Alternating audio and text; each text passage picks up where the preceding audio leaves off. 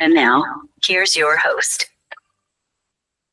Welcome back to the program. I'm Zev Brenner. I had the privilege of meeting just the other week General Yossi Kuperwasser, an Israeli intelligence security expert.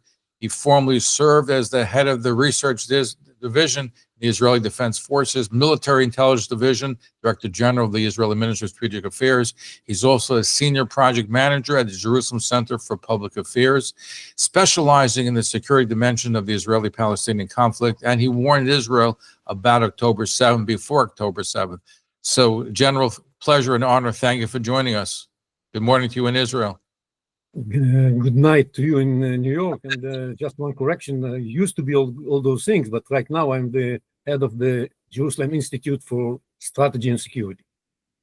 Okay, and these are all accomplishments that you've had over the years, and you've had many others. You've academics, and you've written quite a bit. So, tell us. Originally, you saw the warning signs of October 7th. Tell us about what you saw and what you did. What I saw was that Hamas is preparing itself to carry out some terror attack against Israel. I didn't know exactly what's going to happen, but I was pretty much convinced that this is what they have in mind, since it's an organization that's totally committed to the annihilation of the state of Israel. That's the raison d'etre of Hamas. The feeling that Hamas, just because it is deterred and weakened, is going to give up the idea of launching an attack against us was not well received by me as an expert on Hamas. And I saw everything that they were doing at the time. And I said that we have to change course on Hamas. We have to adopt a different policy and a different strategy towards Hamas that would be best characterized as disarmament of Hamas, or disarmament of Gaza. That's the paper I wrote 4 months before the war. And I said, even though we don't have legitimacy abroad, we don't have legitimacy at home for something like that, and even though this is going to be quite costly in the lives of soldiers that are going to be involved in an effort to disarm Hamas, it's still the thing that we should do. Because if we don't, the price we are going to pay is going to be much, much, much higher. And unfortunately, this was not well received in Israel because why was it well received? You're well, you know your stuff, you know your strategies. So why wouldn't they listen to you? Because they were in a state of denial. They were totally misunderstanding Hamas. They believe that Hamas is pragmatic and realistic, and that Hamas has given up the idea of launching a wide-scale attack against Israel. It's focused on improving the living conditions of the people of Gaza. It's looking for what they call hasdara, promoting some sort of rules that would guarantee that Israel is not going to carry out an attack against Hamas, which is something that was not in the cards at the time. And that's what they were totally convinced of. And all the security and the intelligence organizations were of the same opinion. So when I came and presented my paper in the Knesset and to decision makers, they told me, Cooper, that's my nickname. Cooper, don't you know that everybody says that Hamas is deterred? What are you bothering us with?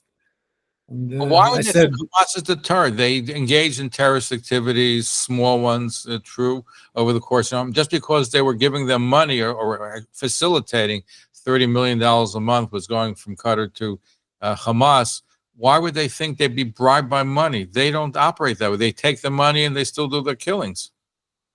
Of course, but it's so tempting. It's so easy to deny the bad news when you can come up with a story that explains why the bad news are not true, even though this story has nothing to do with reality. That it's so easy to convince yourself that you shouldn't listen to people who have, like Jeremiah, has all kinds of bad news. Who wants to listen to bad news? That was the situation in Israel at the time. And we were totally full with this feeling that everything is fine, there's quiet, everything is going to be like that forever. We shouldn't worry about a thing. We are just about having normal relations with Saudi Arabia. Everything looks so fine. So why would we listen to somebody who's telling us that it's not the case?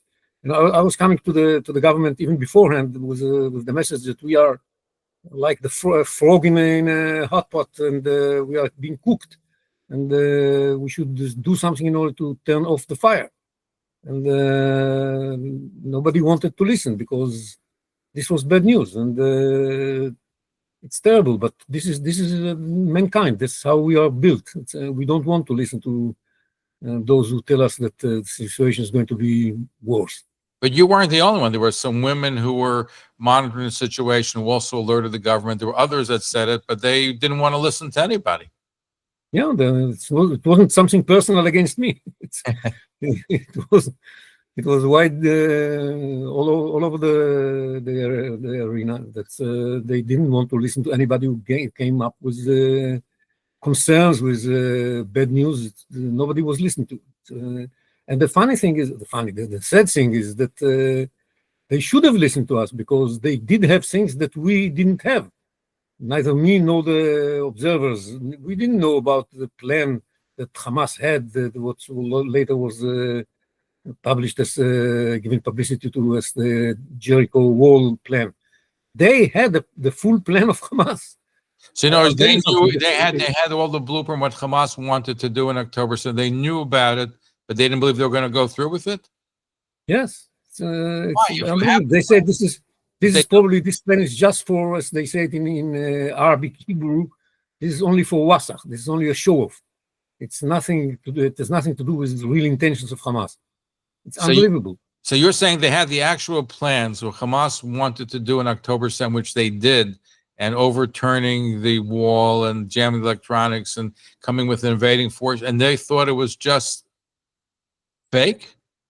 Yeah, that's what they thought about it. They didn't give it enough credibility as a real plan of Hamas, and it's worse than that because Hamas used to have an annual exercise that was a drill about the plan of what they did on October 7th. And every year they did this exercise for 3 consecutive years. They did this exercise on middle of December, because this is the day they commemorate the establishment of the Hamas movement. And so they did it in 2020, 2021, and 2022 and December. And then all of a sudden, on September 12th, they carried out full exercises that imitated what was about to happen 2 weeks later, or less than a month later. And nobody paid attention to this exercise. It is unbelievable. They did a full exercise. All the forces were employed in this exercise. The intelligence paid no attention to that because they believe this is only a show off. And Hamas had a TV show that detailed everything that happened on the 7th of October, several months before October 7th. And again, they all looked at it only as a show and nothing real that you have to be worried about. But they were totally convinced that Hamas knows that they are weak, know that they should be deterred by what Israel can do to them, know that they cannot carry out an attack of the size that they actually did, know that they are threatened by their own people. Because of that, they have to care about their own people and make sure that they have money enough to feed the population. And that's the only thing they care about. They were totally convinced that this is Hamas. In my paper, I explained that Hamas is not only totally committed to the destruction of Israel, but they are planning already to do it. There are all kinds of plans of how Israel is going to look like once we take over Israel and kick the Jews out of Palestine. They were very detailed in their planning, but the intelligence was totally deaf and blind to whatever was going on. It's amazing, really amazing. Will there be a complete rehaul of Israeli intelligence? Because this is a colossal failure. It is a colossal failure, and there is a very strong effort right now to make the necessary changes. I hope they're going to make it successfully. I'm in one of my hats. I'm also the head of the Institute for the Research of the Methodology of Intelligence, and under this hat, I'm quite involved in the efforts to rebuild the intelligence. It's such a pity that they didn't listen to us before the war, but at least let's do the necessary changes now.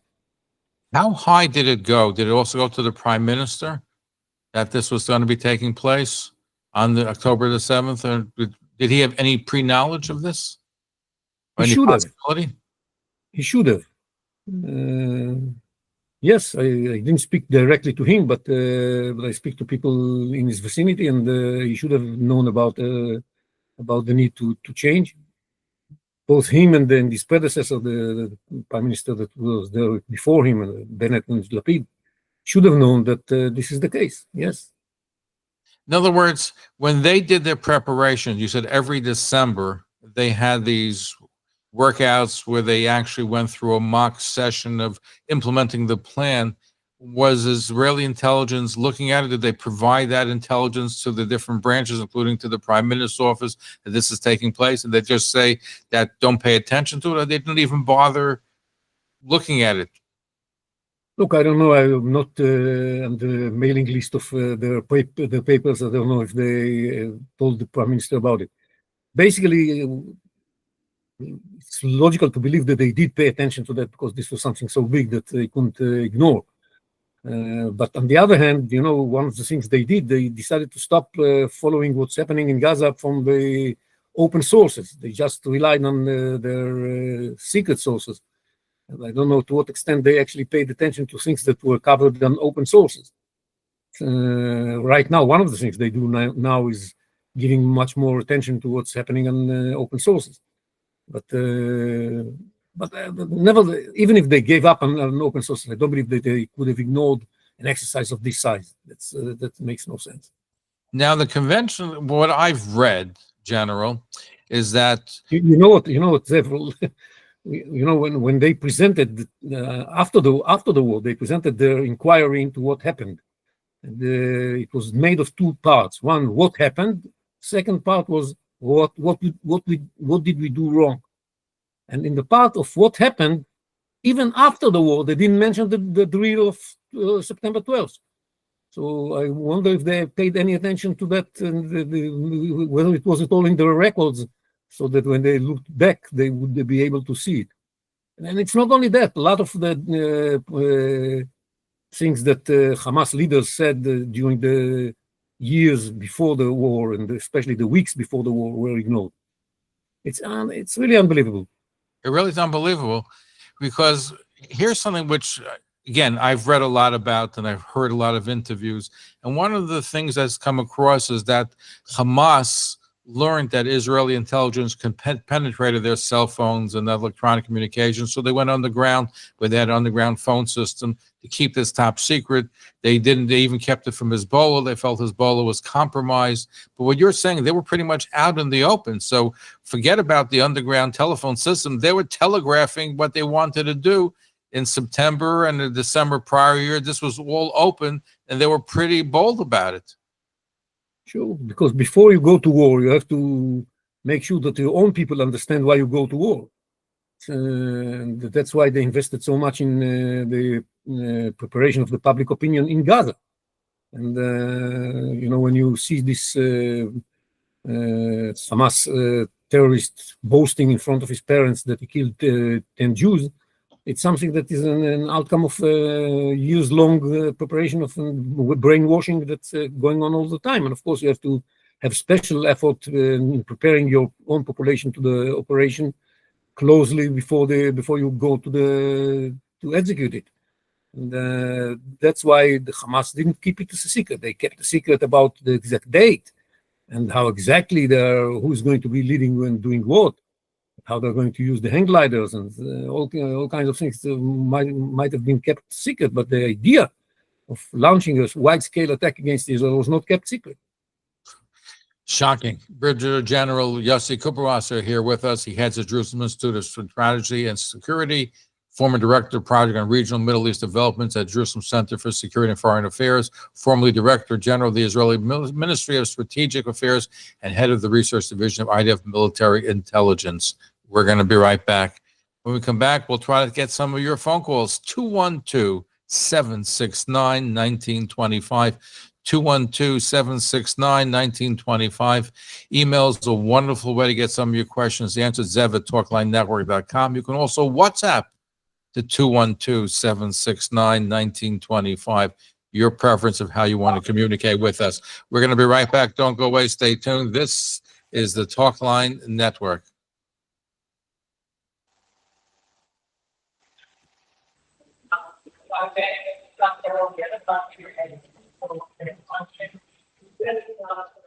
Hello. Suffering from foot pain that's dragging you down? This is Dr. Uriel Levy, your trusted board-certified podiatrist with over 3 decades of experience. I'm here to bring relief to your feet. With expertise in orthopedic and medical foot issues, I craft custom orthotics for 75 to 100 patients each week, meaning countless happy feet. Medicaid managed care, including Fidelis, United Healthcare, and Anthem, covers custom-made orthotics if you need them. Plus, I combine reflexology and Eastern medicine to bring a holistic approach to foot and lower extremity care. Think of me as a soul healer, not just a podiatrist. Whether it's plantar fasciitis, bunions, or everyday aches, don't let foot pain hold you back. Please visit me at my Borough Park office at 1453 44th Street. That's 1453 44th Street, or in Spring Valley at 11 Charles Lane. Call 347-386-5237. That's 347-386-5237. Or visit drsoulhealer.com. That's Dr. DrSolehealer.com to schedule your appointment today. Your feet will thank you. Don't let foot pain defeat you.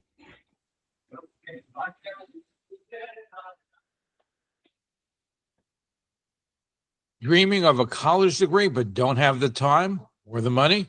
Say goodbye to massive tuition bills and wasted hours. Welcome to Advice Academy, where you can get quality education without stepping into a classroom.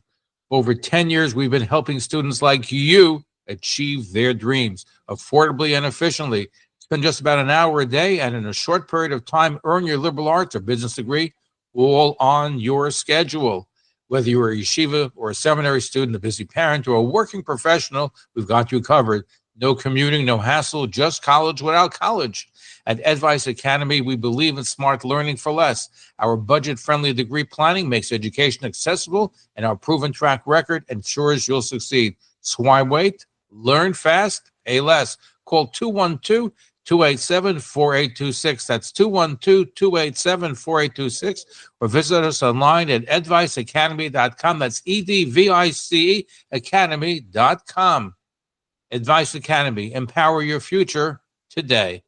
Hi, this is Rabbi Simon Jacobson, excited to invite you to my radio show, My Life, Tanya Applied, every Saturday night, Motzei Shabbos from 10 to 10:30 p.m. on WSNR 620 AM and online, talklinecommunications.com. Please join me for this exhilarating journey where we will apply the deepest teachings of Torah to our personal, emotional, and psychological lives.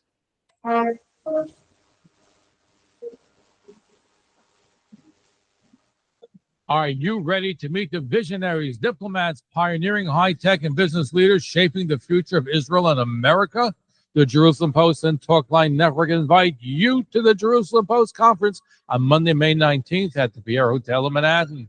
Join some of the most influential voices in Israeli and U.S. affairs, thought leaders, change makers, and iconic personalities, all in one room. Hear from special guests like Steve Witkoff, U.S. Special Envoy to the Middle East, actor Liev Schreiber, Montana Tucker, Benny Gons, Ambassador Danny Danone, Nir Barakat, Liz Savesky, Julia Hart, Siggy Flicker, and many more. Seize this opportunity. Book your tickets now at JerusalemPost.com and enjoy an exclusive 50% discount by using the code TLJP. That's JerusalemPost.com. Use the code TLJP for your 50% discount. But hurry, seats are limited and they're going fast. Be part of history. Be part of the conversation. Hobnob with the movers and shakers. So get your 50% discount tickets at the JerusalemPost.com using code TLJP. Don't miss it. Go to the JerusalemPost.com, code TLJP. I look forward to seeing you at the Jerusalem Post Conference on Monday, May 19th. Looking to reach a massive and engaged audience? Talkline with Zev Brenner, America's premier Jewish program since 1981, now has 2 million YouTube views and over 17 million impressions.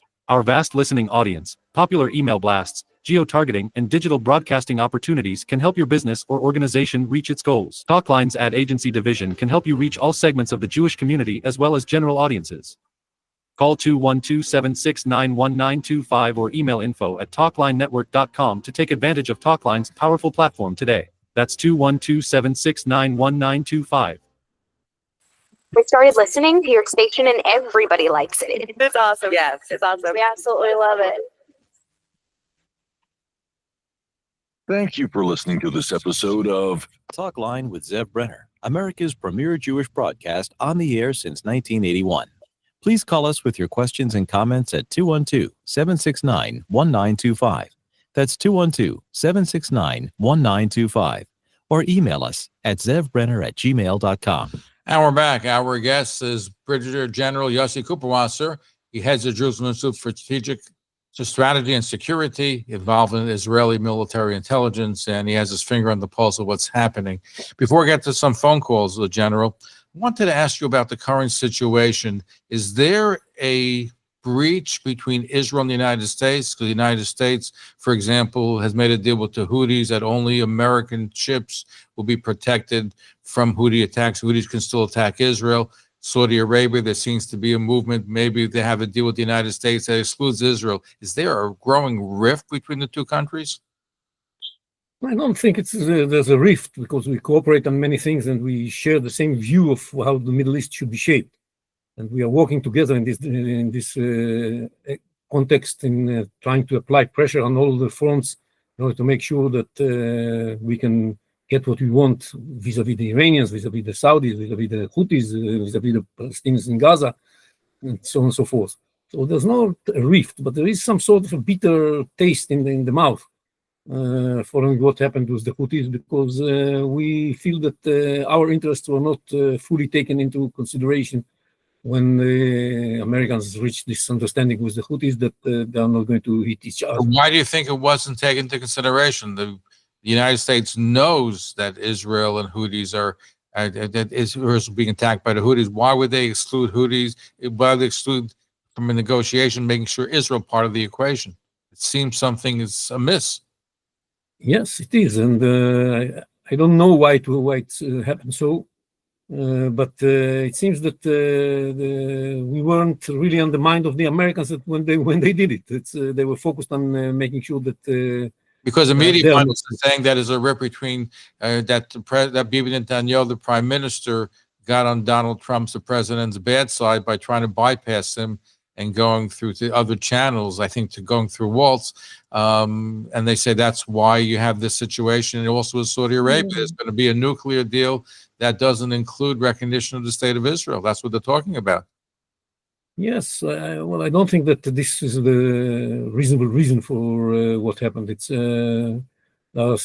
direct relationships between Netanyahu and President Trump. I don't think that there is a problem in the communication.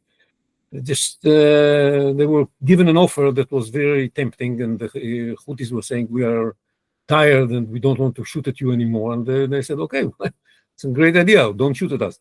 And without understanding that this is ignoring our side, and without even consulting us, without even telling us that something like that is cooking. But you don't think that's strange? You don't think that's, we've had such a good relationship, so why is it? There has to be something more to the story. It doesn't have to be something more. Sometimes simple explanations are the best explanations. But it's a pity that it happened this way, and I think at least if there is a lesson learned from that by the administration, that don't do it again. That's not a good idea to move forward without briefing your allies, and that's what happened. That's even a more serious. Well, not more, but certainly a very serious situation. Originally, we were supposed to have recognition of Israel as part of any deal in working with the United States, and now they're looking to do something nuclear without recognition, without formal recognition of Israel. So here, I hope that's not going to happen. If we're going to witness progress on the nuclear issue with the Saudis without consulting Israel, this is going to be really a much bigger problem. I hope this is not going to happen. I hope this is not going to happen, amongst other things, because of the lessons learned from what happened with the Houthis. That's my hope. I don't know if it's am I right or wrong. I saw the American ambassador to Israel explaining what happened and trying to calm us down. I don't think it comes down. He basically said that, hey, America has to do what's good for America. Isn't that what he said, basically? Yes, we don't expect America not to do what's good for America. We think that one of the things that are good for America is to make sure that Israel is safe, because Israel has proven itself throughout the days of Biden, not only during the days of Trump, as an unbelievable asset. We created, against the American wish, against the American will, we created the conditions that enabled us, together with the Americans, to reshape the Middle East. We took Hezbollah by ourselves. In spite of what the Americans were telling us, we forced Hezbollah to accept a ceasefire that is to our liking. We created the conditions that led to the collapse of President Assad in Syria. We did a lot of stuff against the Hamas in Gaza that created all kinds of opportunities. And the move towards normalization is based, amongst other things, on our achievements, in spite of what the Americans were telling us under Biden. So Israel is definitely an unbelievable asset for the United States, and its achievements should be taken into account when I agree with you. I'm just upset by the Houthis. On top of everything, I would say that, Zev, I would say that on top of everything, we created the conditions that enabled the Americans to conduct the negotiations with Iran from a position of strength, because we have proven that there is a credible military option against the Iranians. And this is the big stick that the Americans carry when they conduct these negotiations with Iran. So our situation, our existence as an asset for the American interest is clear. I think that the Americans should remember that. I hope so. Let's go to Stan in Forest Hills. You have a question for our guest. Go ahead. Yeah, I've got three if I can ask them. First of all, I agree with you, Zev. What is going on? And I think under the Biden administration, Israel was going to be accepted as a state. Trump is not going to do that. He's making a deal, and Israel is out of the picture. He's there, and so forth. And the second step is, why, with the Houthis, did they not stop to bomb Israel? That's another one. So there's more to this. You made a valid point. The question I have for the general is, why isn't he resigning? Why isn't he getting out? I mean, he's been there too long anyway, Netanyahu. Do you think he will sooner or later get out, or he's going to wait till everything just dies down, sir? So the question is why Netanyahu is not resigning. Yeah, his situation is tenable anyway. Do you think he will resign sooner or later? Sooner or later, he will probably, but I don't think sooner. I think he's considering it in the later stages. I think right now he believes he's on a mission, and he wants to execute and finish the mission that he's on. And the mission is to reshape the Middle East and to make sure that Gaza is not a threat for Israel in the future, and on the way to bring back the hostages. This is a mission that is on right now, and he wants to make sure that he finishes it because he believes, rightly or wrongly, that he's the only person who is fit for this mission. And that's his political view. And I think that's what drives him. And until he's going to be able to say that I accomplished my mission, he's not going to resign voluntarily. Do you have any idea of yourself about since they didn't listen to you, they ignored you, do you have any possibility of thinking about running for prime minister yourself? Well, he didn't ignore me personally because I didn't reach him personally, so I don't know. But no, I mean running for prime minister, running an election. Would you think about running yourself? No, I don't think of running myself. I'm not a politician. I'm an expert on security matters and intelligence matters, but I don't consider myself a politician. Do you think a new government is needed? I do think a new government is needed, but I don't consider myself as somebody who's going to run for the new government. How did President Biden? It seems like President Trump is doing everything in these last stitches, as Zev has said, Why isn't he including Israel? Did the Biden administration not include Israel in many of their decision-making factors? Sorry, I didn't hear well what you're saying, but I think that, if I correctly understand, can you repeat it to make sure that I understood? Well, I'm stating that the Trump administration has basically, in these last two situations, is ignoring Israel. They're not with the Houthis and with Saudi Arabia. So the point is, if that is the case, why then is Israel dealing with the Biden administration didn't do that to some extent, did they? Look, the difference, there were different approaches to the handling of the Houthis threat between the Biden administration and the Trump administration. Trump took the initiative to launch a very decisive airstrike campaign against the Houthis, which Biden did very sporadically.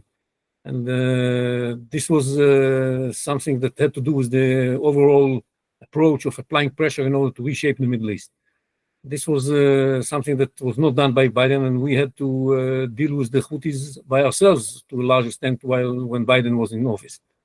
One last under Trump, this was changed, but then the feeling of Trump was that he accomplished what he wanted, and he left in a little bit too early, in my mind. 30 seconds, Stan. Quick question. One last question. The Gaza Strip. Where do you see it going? Will Israel attack again or make another move, or will they not do it? And do you believe the hostages will be returned? Do you? Because I don't see them being returned at this moment. Do you see them being returned?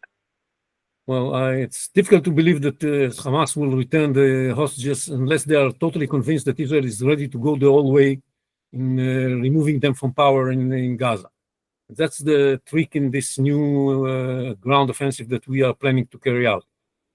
We are trying to convince Hamas that if they don't give back the hostages, they will force us to take over Gaza. Even though we don't want to take over Gaza, we should be forced to do that and remove them from power. That's the reason, the logic behind the plan we have. And thank you very much. Eventually, I'm afraid that they are not going to respond to this pressure, and we shall have to take over the entire Gaza Strip and remove them from power by force. That's probably what's going to happen. And then there is a chance that the hostages are going to be returned. But can Israel remove Hamas from power? Is that feasible, considering that the population, what about 15, 20,000 Hamas fighters have already been killed, and they claim they've already replenished with younger recruits. Can you really eradicate Hamas from power in Gaza? Yes, we can. It's not going to be achievable overnight, but we can take control of the entire Gaza Strip within a very short period of time, a couple of weeks. And then we shall have to fight against what remains from Hamas for a couple of months. And but by removing them from power right after the first stage, we shall create much better conditions for releasing the hostages than we have now.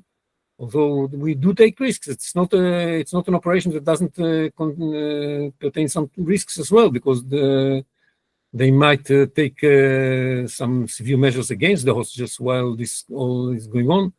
And it's, as we all say, it's the kingdom of uncertainty, the fighting wars. And this is one of the areas where this uncertainty is most felt and most dangerous. Here's an email question. Rob writes, good morning. Did Israel know the extent of the Gaza tunnels? An allegation has been made that the war has been fought all over the place. It was a way for the prime minister to stay in office. What is the truth?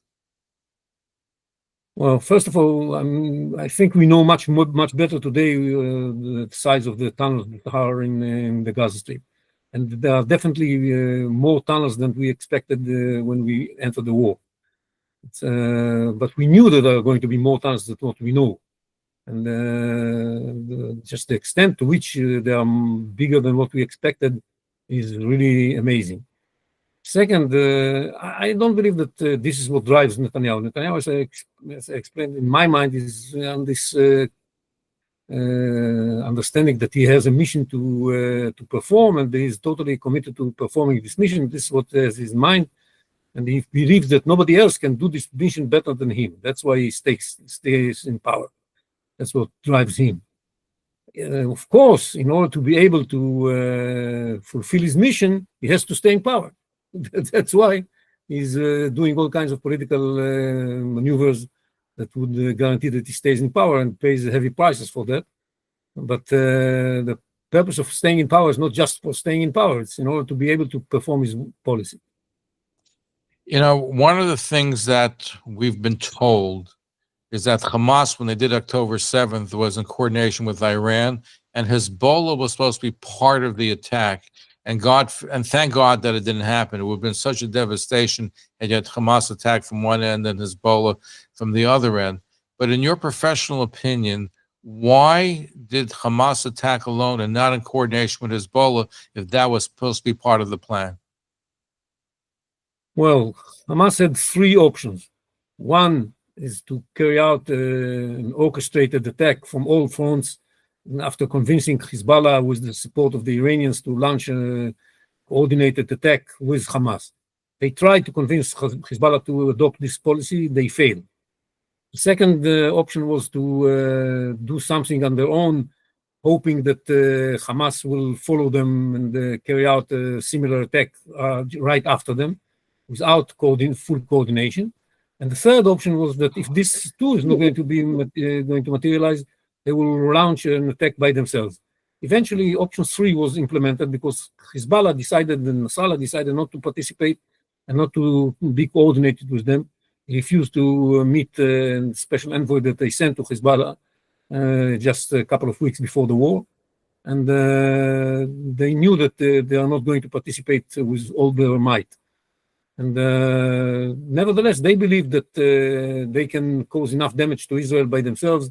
And there was also some positive issue about that because this would put them, especially Sinwar, as the new Salah ad-Din, and we shouldn't share this title with Nasrallah and other in the Iranian axis.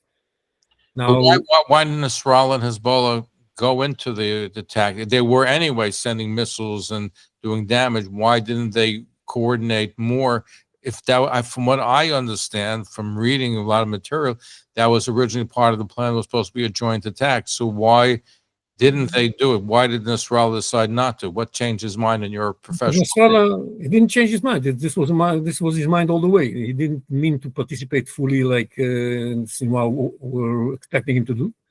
Because he understood that Israel can cause a lot of damage to Hezbollah, and he didn't want to bear the consequences of such an operation. He knew he can cause a lot of damage to Israel, but he knew that the retaliation of Israel is going to be very painful, and he decided not to experience it. And the retaliation of Israel full scale. No, that was much later. The first stages of the Hezbollah involvement were very moderate. And they focused on launching missiles to targets that were close to the border and were mainly military targets, and not looking for civilians and not causing not giving Israel an excuse to hit them really hard. Israel did not hit them really hard. We hit them in a very well considered manner. We focused on operatives on the mid-level. And that was the case until later stage of the war, when they launched an attack against Majd al-Shams, killed 12 children, and this led to the retaliation of Israel that started to use its heavier capabilities, and killing Fuad Shukr, the chief of staff of Hezbollah, and later on Nasrallah himself, and the pagers and everything that followed. Our guest is Brigadier General Yossi Kuperwasser. He heads the Jerusalem Institute for Strategy and Security. He'll be with us for a little while longer. We're going to be right back. Don't go away. Stay tuned. We're going to continue taking some more of your phone calls. If you're on the line, we're going to get to you. 212-769-1925. 212-769-1925. Email, a wonderful way to get your questions answered. zev@talklinenetwork.com. בירים צלוק היין This is Shani Heikend inviting all of Zev Brenner's listeners to an amazing event on Wednesday, May 21st, when American Friends of Ateret Kohanim hosts its annual Yom Yerushalayim celebration.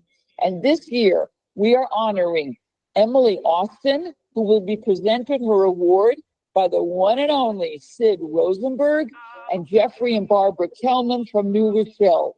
Last week, our enemies set fires to destroy. Ateret Kohanim builds. We give life. We spread light. And we want you to play a role in keeping Jerusalem united with Jewish life. Call me, please, 917-297-2075, or you can go to ateretkohanim.org/dinner, ateretkohanim.org/dinner. Be our partners.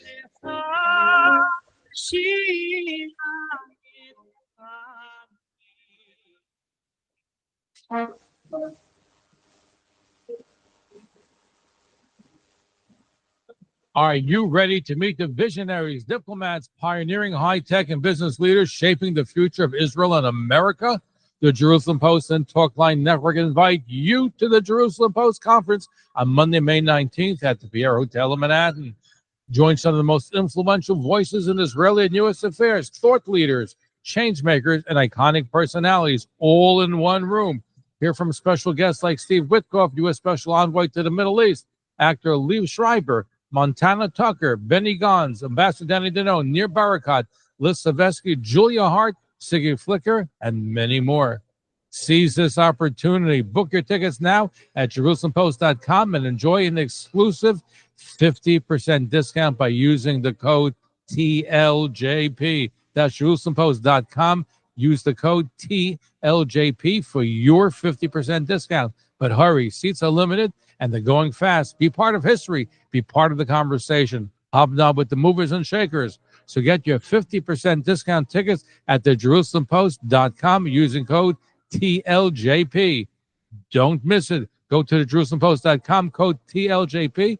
I look forward to seeing you at the Jerusalem Post Conference on Monday, May 19th.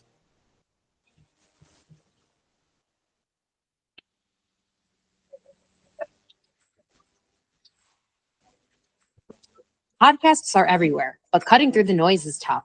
Did you know of the 5 million podcasts worldwide? Half of them only get 30 listeners? Want to reach a bigger audience? Think radio. Talkline Network gets you targeted listeners who are ready to engage with your message. Host your own show with us and supercharge your podcast's reach. We'll help you connect with the right audience. For a free consultation, call Talkline Network today at 212-769-1925, extension 100. That's 212-769-1925, or email zevbrenner@gmail.com. That's 212-769-1925, extension 100.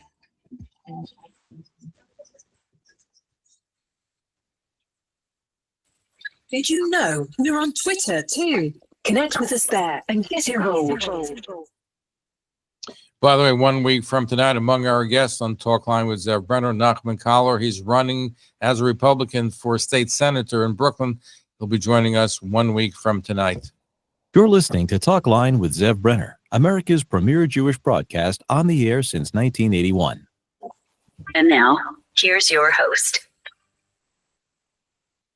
Okay, our final stretch with Brigadier General Yossi Kuperwasser, heads the Jerusalem Institute for Strategy and Security. Let's go to Judy in Brooklyn. Judy, you have a question. Go ahead, Judy.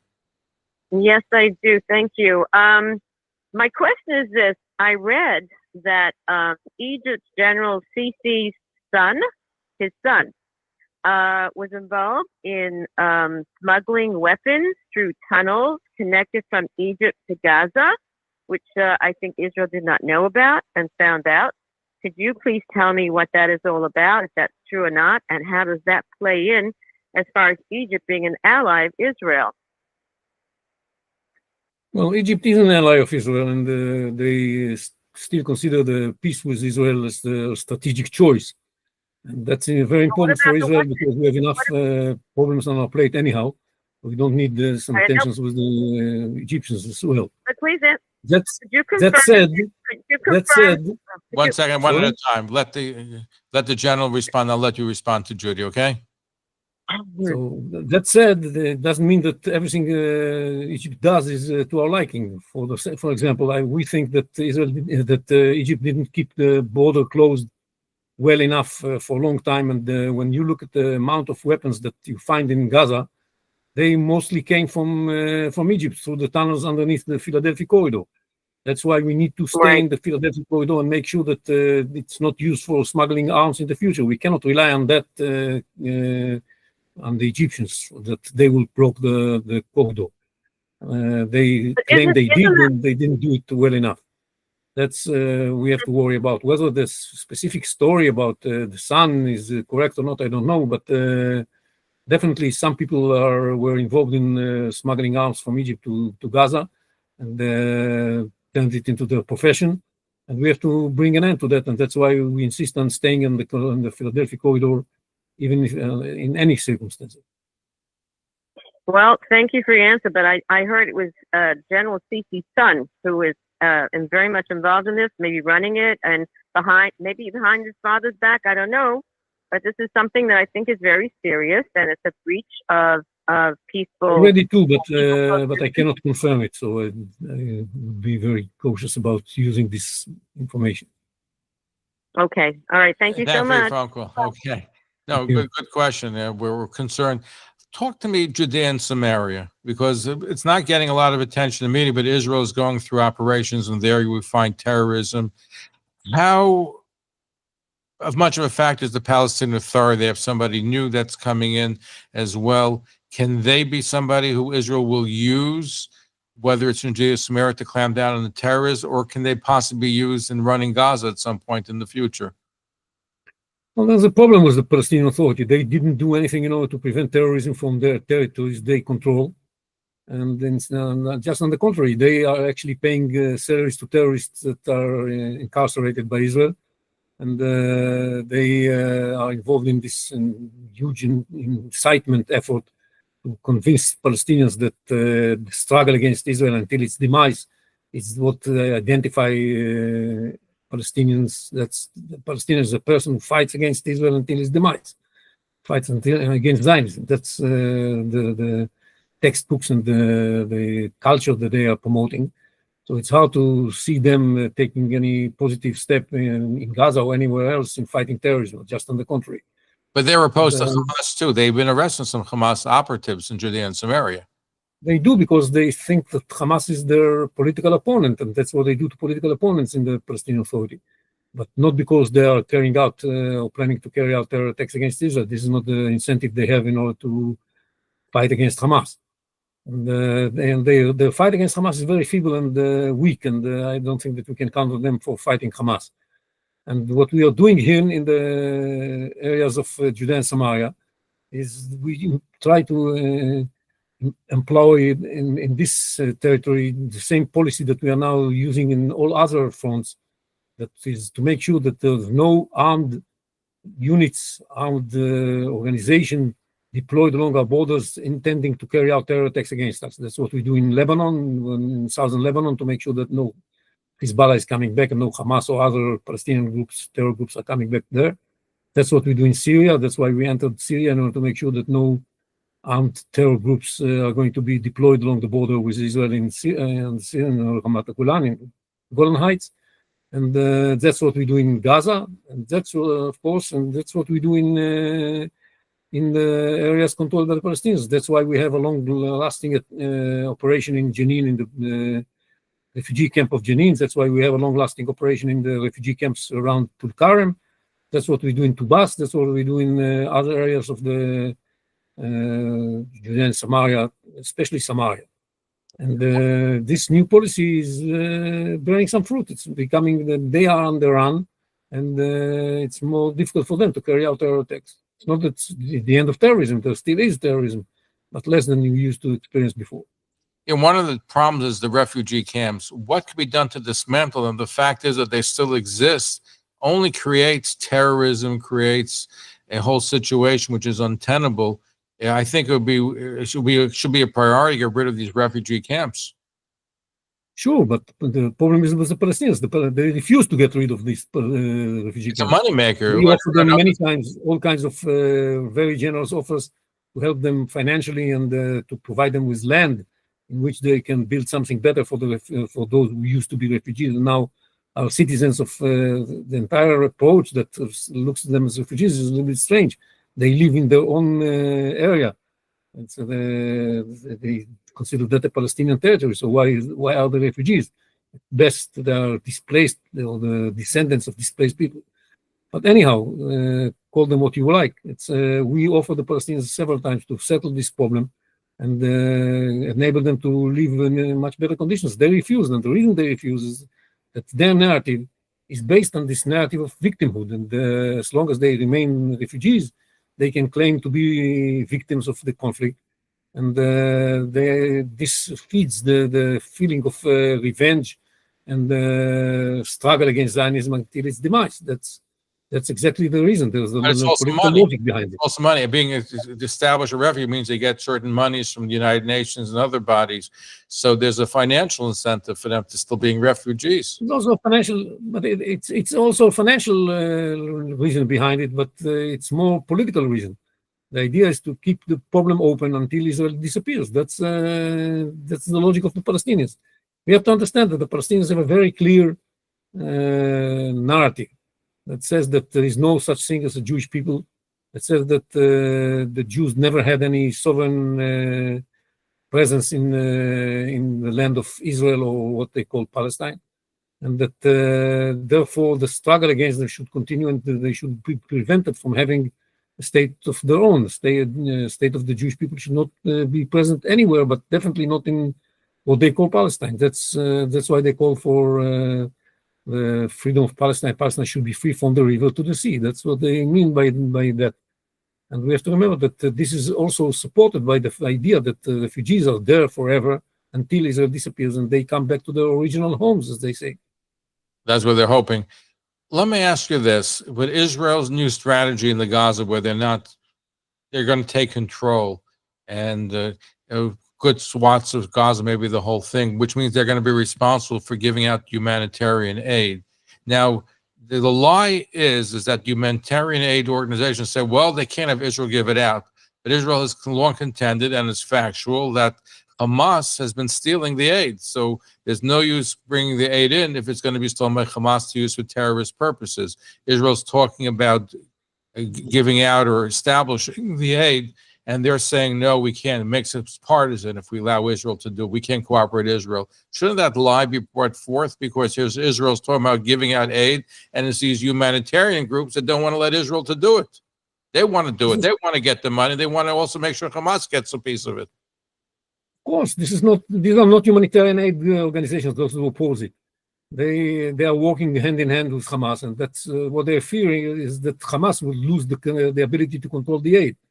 We shouldn't listen to these so-called humanitarian aid organizations because they are not. And what we are trying to do is take care of the needs of the population and make sure that Hamas doesn't gain anything out of it.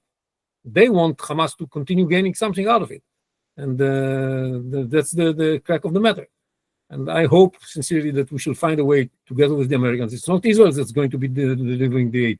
It's a new organization that's going to take care of it. And the Gaza Humanitarian Foundation that's being established now is going to take care of it. It's going to be run by the United States. It's going to be executed. The delivery of aid is going to be executed by international bodies, enjoying the security provided to them by private companies.